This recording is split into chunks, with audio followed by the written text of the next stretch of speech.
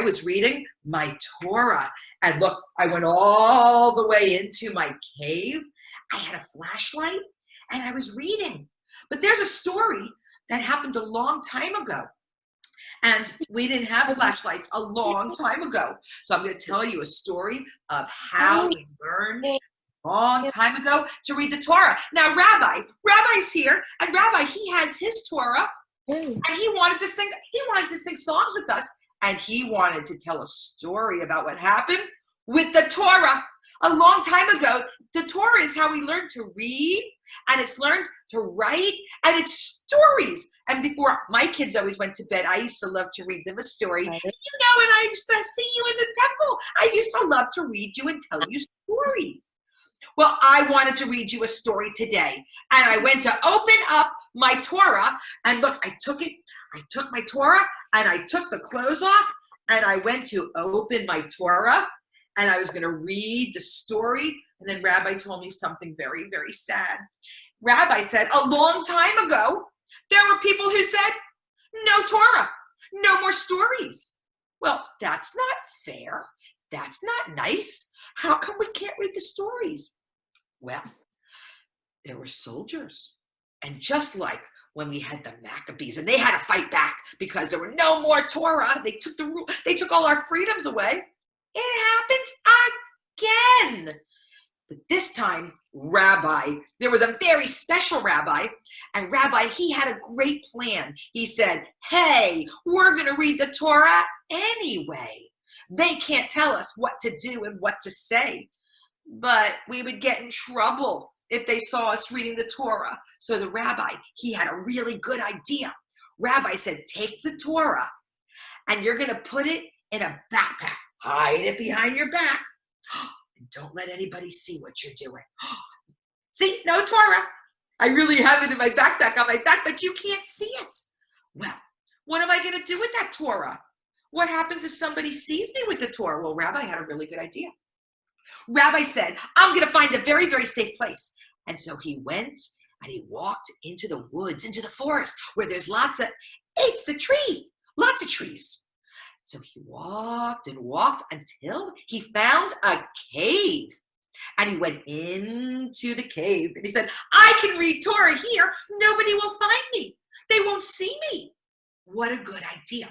And so he told all of his friends, bring your Torahs in your backpack and then come to the forest and we can learn the stories. We'll sing songs and we'll dance the Hora. We'll have such a good time learning Torah. But come at nighttime and I'll make a big fire so you can see when it's dark outside, you'll see the light of my fire. And we can read by the light of the fire, because if I'm reading my Torah, I need light to see it. And there were no flashlights back then. So he would make a big fire. But, if we're walking through the woods at night and the soldiers come out, they're going to say, hey, what are you doing? You can't say I'm reading Torah, I'm carrying my Torah. They would say, do you have a Torah with you? And you'd say, no. Rabbi said, trick them. So we would put a costume on. Have you ever worn a costume? Where you can dress up like a princess, or you can dress up like Superman, or we can dress up like on prom when we dressed up. I dressed up as Queen Esther. Some people dressed up as Haman. Boo! Haman. That's what we say to the soldiers. Boo! Soldiers. But Rabbi had a good idea. He said, if you're going through the forest, put a costume on and dress like you're going hunting. Ooh. Have you ever hunted before? Hunt for food. So we put on hunter clothes and we held a bow and arrow. Here is a bow and an arrow. And we pretended we were hunting for food. Well, Rabbi, he went all the way into the woods. He went far away. And we had to go meet him there. So we would carry our bows and our arrows. And off we went. So in case the soldiers saw us and asked us what you're doing there, we'd say, hunting for food, hunting for food. They wouldn't know what we were doing. We're tricking them. But where are we going? We're really going to see Rabbi in his cave. So it's dark outside. It's night. We needed to see some light. And so Rabbi had a big, big fire outside. I'm going to make a fire in my cave too. Oh, can you see? The flame is burning. Look at that. We had a big, big fire. And Rabbi said, we can hold our Torahs and we can see our Torah by the light of the fire. And when we get hungry, Rabbi, we're so excited. Outside of his cave, he had a tree, a very, very special tree. It was a chocolate tree. Really, a chocolate tree. It was called a carob tree. So when you're learning Torah, which is a sweet treat, go outside of his cave, pick it off the tree, and you'll have something sweet to eat. So exciting that Rabbi taught us the stories. And Rabbi said, I want you to always tell these stories by the light of a fire. Well, we just learned all about Israel, didn't we? We just learned all about Israel. And in Israel, they celebrate, they have parties, they have festivals where they sing songs and they dance the hora and they make big, giant fires, just like the Rabbi did. Because Rabbi said, it's a beautiful thing to learn how to read the Torah. Learning Torah, learning in the morning and learning at night. Learning Torah, the Torah tells us what's right. Everybody, everywhere, we can learn something new every day. We can get together, we can sing and pray. 'Cause learning Torah, learning in the morning and learning at night. Learning Torah, Torah we'll read by the light. Isn't that exciting? We will learn the Torah by the light. Well, guess what else they do in Israel? It's so exciting. Not only do they make caves and tents, and not only do they make giant fires, but they have picnics. Do you like picnics? What would you take on a picnic? I love picnics. I have some things that I would bring on a picnic. And you can make a fire. Maybe there's some things that you'd want to make, like a hot dog. You could put a hot dog on a stick and make it in the fire. What would you like to bring on a picnic? You know what, in Israel, they bring potatoes and they put a potato on the fire, and they taste so yummy and they taste so good.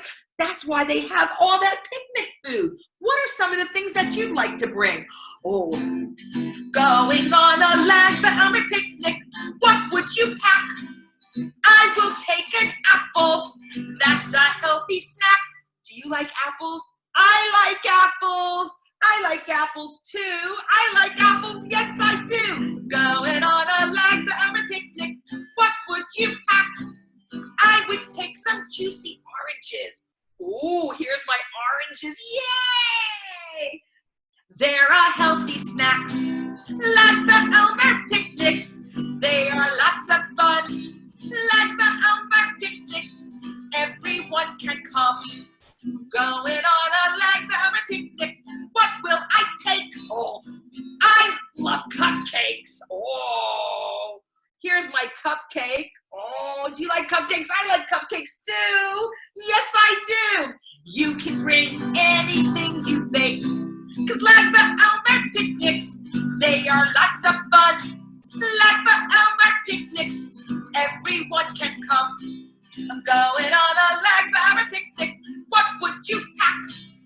What about some juicy watermelon? Who likes watermelon? I love watermelon. Ooh, yes, yes, yes. It's a healthy snack. Lag BaOmer picnics, they are really sweet.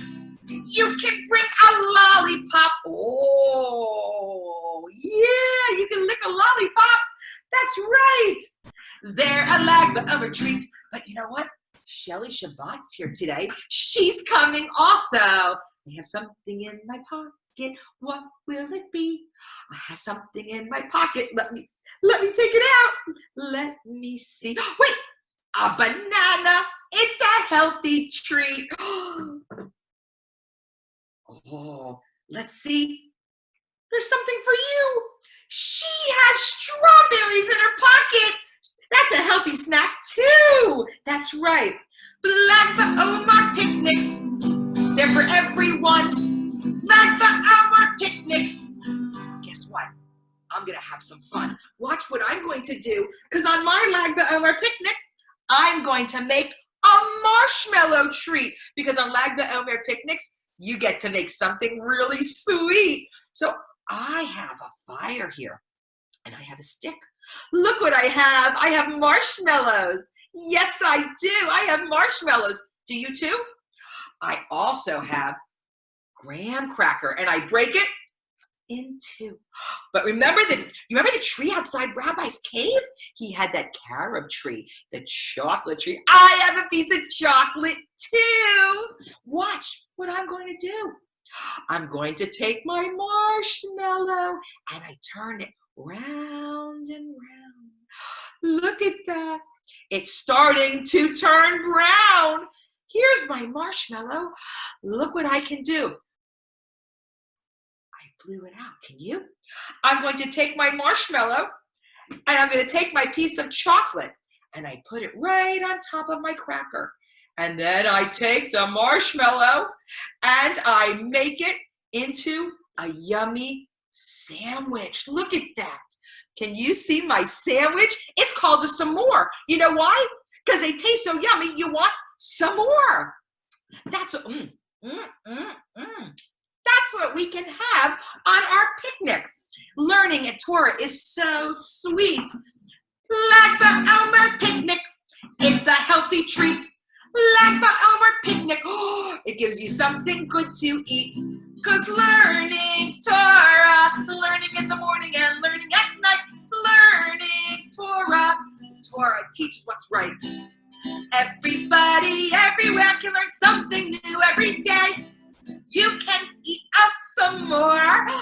You can make it anyway. 'Cause learning Torah, learning in the morning and learning at night. Learning Torah. Those are the stories. We can read it by the light. Isn't that nice? Now, Rabbi said, everybody come celebrate with me, because in my tent, we can read Torah, we can read it happily. Learning Torah, learning in the morning and learning at night. Learning Torah, you learn it by firelight. That's right. So if you come to my picnic, what would you pack? What would you put in your backpack? What are some of the favorite things that you would want to bring? Come bring it to my cave. Come bring everything. I'd love to see what you want to bring. Look at my cave. But now I'm going to say, Shalom, I'm going to eat my s'mores in my cave home. I'm going to say, I'm bringing my s'mores to my picnic. What would you pack? I wonder what else, plus the Torah, is in your backpack. Shalom, my friends. Shalom.